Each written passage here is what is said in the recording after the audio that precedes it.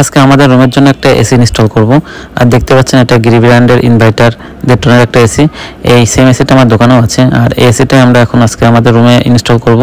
আর চলুন দেখা যাক আনবক্সিং করে। এটা আউটডোর আনবক্সিং করা হলো, এরপর আমরা ইনডোরটা আনবক্সিং করব।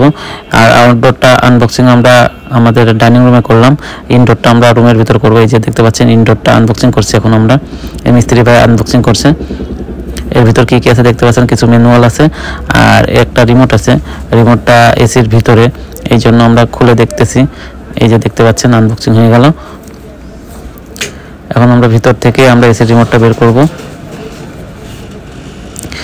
দেখতে পারবেন কোথায় রিমোটটা থাকে এসির। আমার রুমটা আজকে প্রচুর অগোছালো, কারণ মিস্ত্রিরা কাজ করবে, এই জন্য বেডের পরে কোনো বেডশিট নাই।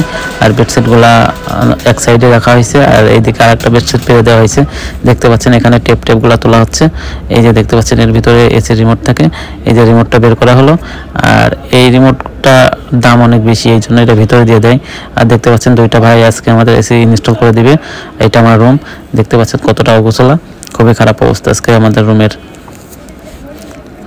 এই যে ইনডোরটা লাগানোর জন্য ভাইরা এর ফ্রেমটা লাগাচ্ছে। এটা লাগানো হয়ে গেলে এর সাথে আপনাদের ইনডোরটা সেট করে দিবে, এরপরে আউটডোরটা সেট করবে। এই যে দেখতে পাচ্ছেন আমাদের ডাইনিং রুমে আউটডোরটা রাখা হয়েছে। এই ইনডোরটা লাগানোর পরে সেট করা হবে ছাদে। এই দেখতে পাচ্ছেন ইনডোরটা লাগানো হচ্ছে। বেশিক্ষণ লাগে না একটা এসি ফিটিং করতে, 2-2.5 ঘন্টার ভিতরে হয়ে যায়। আর এই দুইটা ভাই মিলে আমাদের এসিটা লাগাচ্ছে আজকে। কিভাবে লাগাচ্ছে এসি এটা দেখতে পাচ্ছেন আপনারা। এই যে ইনডোরটা ফিটিং হয়ে গেল, এরপরে আউটডোরটা লাগাবে। আউটডোরটা লাগালেই হয়ে যায়, লাগিয়ে কানেকশন দিয়ে দিলে হয়ে যাবে। এই যে দেখতে পাচ্ছেন এখানে সব কিছু কমপ্লিট হয়ে গেল। এখন হয়ে যাওয়ার পরে আমরা চেক করব এসিটা ঠিক আছে নাকি। এই দেখতে পাচ্ছেন মিস্ত্রি ভাই কমপ্লিট করে ফেলেছে। এবার রিমোট দিয়ে